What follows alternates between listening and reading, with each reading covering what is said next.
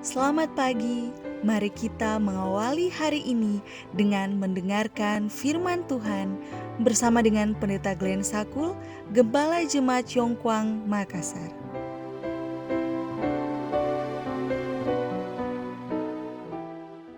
Shalom, selamat pagi. Mari kita berdoa untuk meminta hikmat dari Roh Kudus Tuhan. Ya Allah kami yang di sorga, ketika kami mendengarkan firman-Mu di pagi ini, kiranya Roh Kudus Tuhan memberikan kami hikmat dan kuasa. Di dalam nama Yesus kami berdoa. Amin. Renungan pagi 30 Maret 2021 dengan judul Paulus dibutakan supaya ia melihat Kristus.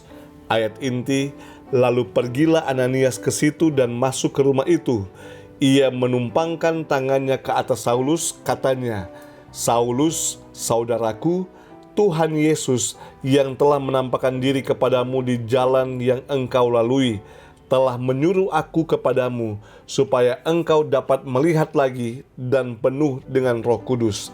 Kisah 9 ayat 27. Keterangan, di sekolah-sekolah militer di Mesir, Musa diajari hukum kekerasan, dan begitu kuat ajaran ini melekat pada tabiatnya sehingga ia memerlukan 40 tahun untuk melayakkan dia menjadi pemimpin bangsa Israel dengan hukum kasih. Pelajaran yang sama harus dipelajari Paulus. Di gerbang Damaskus, penglihatan tentang orang yang disalibkan itu mengubah seluruh jalan hidupnya. Si penganiaya menjadi seorang murid, sang guru menjadi pelajar. Hari-hari kegelapan yang dilewati dalam kesunyian di Damaskus sama dengan bertahun-tahun dalam pengalamannya. Perjanjian lama yang ditanamkan dalam ingatannya adalah pelajarannya, dan Kristus adalah gurunya. Bagi dia, kesunyian alam juga menjadi sekolahnya. Ia pergi ke padang gurun Arab untuk mempelajari kitab suci dan belajar tentang Allah. Ia mengosongkan jiwanya dari prasangka dan tradisi yang telah membentuk hidupnya dan menerima pengajaran dari sumber kebenaran. Kehidupannya setelah itu diilhami oleh satu prinsip pengorbanan diri, yakni pelayanan kasih. "Aku berutang," katanya, "baik kepada orang Yunani maupun kepada orang bukan Yunani, baik kepada orang terpelajar maupun kepada orang tidak terpelajar." Sementara ia memiliki karunia-karunia kecerdasan yang tinggi, kehidupan Rasul Paulus menunjukkan kuasa hikmat yang jarang terlihat. Prinsip-prinsip yang sangat penting, yakni prinsip-prinsip yang sama sekali tidak terjangkau oleh pemikir-pemikir terbesar dewasa ini, dibentangkan dalam pengajaran-pengajarannya dan diteladankan dalam hidupnya. Ia memiliki hikmat paling besar yang memberi pandangan tajam dan hati yang bersimpati, yang membawa manusia berhubungan baik dengan banyak orang dan menyanggupkan dia untuk membangunkan sifat mereka yang lebih baik serta mengilhami mereka untuk mencapai kehidupan yang lebih tinggi.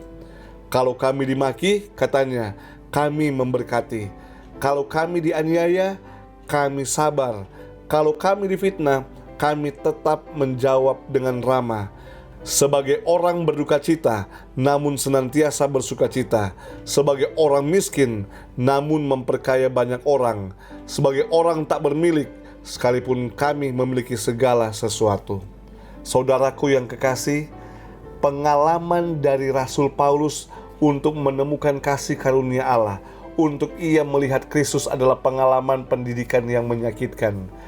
Ia buta dan ia tidak melihat apa-apa dan ia berjalan di dalam kesunyian. Namun hal tersebut membuat ia melihat kasih karunia Tuhan yang ajaib dan ia menjadi berkat bagi banyak orang. Mari kita tunduk kepala dan kita berdoa. Ya Allah kami yang di sorga, sungguh suatu anugerah Tuhan yang besar dan ajaib bagi kami. Di pagi hari ini kami boleh beroleh kehidupan. Terima kasih Tuhan, terima kasih.